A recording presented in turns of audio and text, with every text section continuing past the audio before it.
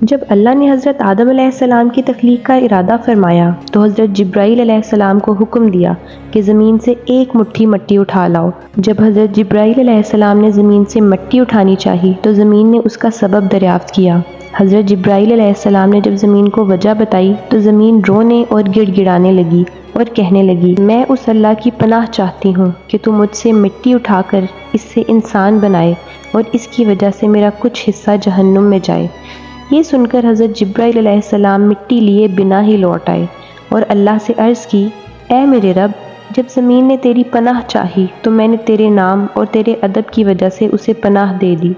پھر اللہ نے باری باری حضرت میکائیل علیہ السلام اور حضرت اسرافیل علیہ السلام کو بھیجا، مگر وہ بھی زمین کے رونے کی وجہ سے بنا مٹی لیے ہی لوٹ آئے۔